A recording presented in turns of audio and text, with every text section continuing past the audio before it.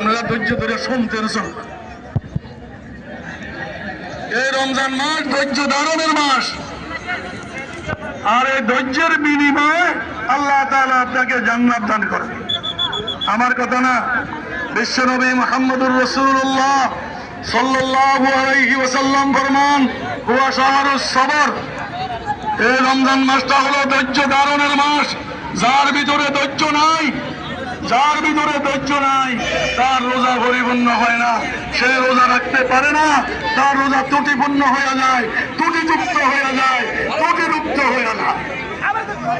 আল্লাহ পরওয়ারদিগারে আলম আল্লাহ পাকের নবী জনাবে মুহাম্মদুর রাসূলুল্লাহ সাল্লাল্লাহু আলাইহি ওয়াসাল্লাম ফরমান, যে ব্যক্তি ধৈর্য ধারণ করে রমজানের সিয়াম সাধনা করবা, রমজানের রোজা রাখবা, আল্লাহ পরওয়ারদিগারে আলম এই ধৈর্যের বিনিময়ে আল্লাহ তোমাকে জান্নাত দিয়ে দিবে।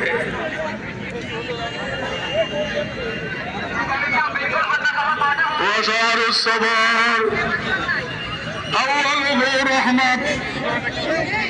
এই রমজানের প্রথম দশক এই রহমতের, ওয়াউসাতুহু মাগফিরাত, এবং মধ্য দশক আল্লাহ বান্দাকে মাফ করে দেন। প্রথম দশকে রহমত নাজিল করেন, মধ্য দশকে আল্লাহ বান্দাকে মাফ করে দেন। ওয়াখিরুহু ইতকুম মিনান নার, শেষ দশকে আল্লাহ জাহান্নাম থেকে আল্লাহর বান্দা বান্দিকে মুক্তি দিয়ে দেন।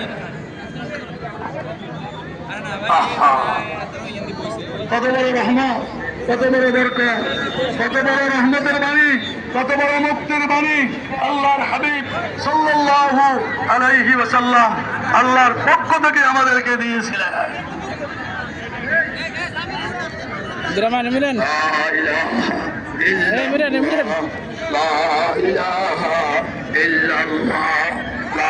খুবই খারাপ। সেখানে কিন্তু আমাদের এর ভিতরে কার্যক্রম চলছে।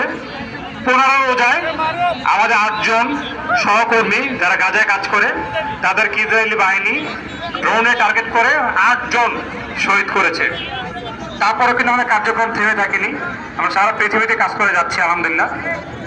আমরা শুধুমাত্র এই বছরে রোজাতে আমরা বাংলাদেশের 40টি জেলায় প্রায় 40,000 মানুষের কাছে আমরা রোজার খাবার পৌঁছে দিয়েছি, যাতে এই রোজার মাসে দরিদ্র অসহায় মানুষগুলো তাদের ইফতার এবং সেহরি যাতে নির্বিঘ্নে করতে পারে, তার জন্য আমাদের আয়োজন ছিল। আমরা রোজা শুরু হওয়ার ঠিক আগ মুহূর্তে আমরা খাবারগুলো পৌঁছে দিয়েছি। এর পাশাপাশি প্রথম রোজা থেকে ইনশাল্লাহ 29 রোজা পর্যন্ত সারা বাংলাদেশের বিভিন্ন প্রান্তে আনাচে কানাচে আমাদের এইরকম ইফতার প্রোগ্রাম আমরা চালিয়ে যাচ্ছি। আমরা ইতিমধ্যে 40,000 মানুষ ইফতারি করেছি। ইতিমধ্যে আমাদের প্রতিদিন কোনো না কোনো জায়গায় ইফতারের আয়োজন চলছে। এর পাশাপাশি আরেকটি প্রোগ্রাম, যেটি আলখার ফাউন্ডেশনের একটি অন্যতম উদ্যোগ, সেটা হচ্ছে ঈদের ঠিক একদিন আগে যে আমরা হতদরিদ্র যে পরিবারগুলো থাকে, যাদের পক্ষে আসলে ঈদের দিন নতুন কাপড় কেনা সম্ভব হয় না বা সেমাই খাওয়া সম্ভব হয় না, তাদের জন্য আমাদের একটি ছোট আয়োজন থাকে। সেটা হচ্ছে ঈদের ঠিক 2 দিন আগে আমরা তাদের কাছে শাড়ি, লুঙ্গি, সেমাই, গুঁড়ো দুধ, চিনি, আতর, টুপি, এই জিনিস, সাবান, তেল, পোলাও চাল, এটি দিয়ে একটি প্যাকেট করে, যেটিকে আমরা বলি ঈদ উপহার, সেটি ঠিক আমরা ঈদের আগে পৌঁছে দিই।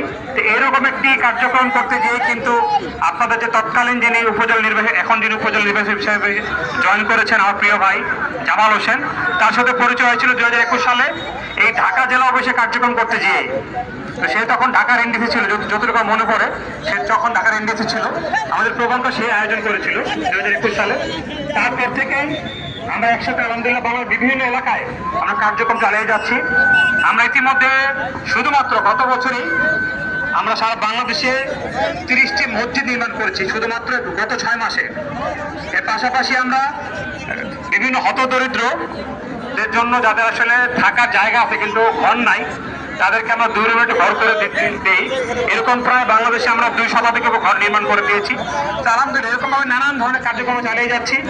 আমি ধন্যবাদ জানাতে চাচ্ছি আমার প্রিয় ভাই জামাল হোসেনকে, অত্র এই চট্টগ্রাম সুযোগ্য উপজেলা নির্বাহী অফিসারকে। তিনি অনেক পরিশ্রম করছে প্রোগ্রামটা আয়োজন করার জন্য। উনি আমাকে বলেছিলেন যে ভাই আমার 14 ঘন্টা ইফতার প্রোগ্রাম দেন। আমি ঠিক আছে ভাই করেন, কতজন করবেন? সে বলবে 3000, ঠিক আছে 3000 কোনো সমস্যা নেই, আমরা পাশে আছি।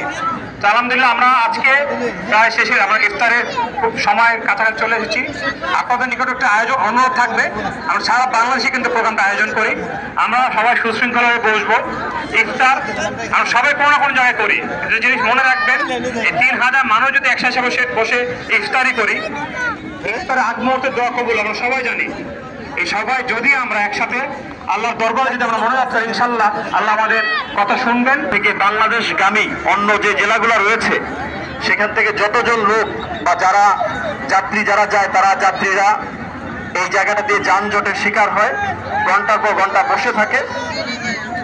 তা আমি আবার আপনাদেরকে ধন্যবাদ জানাচ্ছি যে আমরা ইতিমধ্যে এখানে জনস্বার্থে চট্টগ্রামবাসীর কল্যাণে আমরা একটা উচ্ছেদ অভিযান চালিয়েছি এবং সেখানে আপনাদের সর্বাত্মক সহযোগিতা পেয়েছি। এই জন্য আমি আবারও আপনাদেরকে ধন্যবাদ জানাচ্ছি।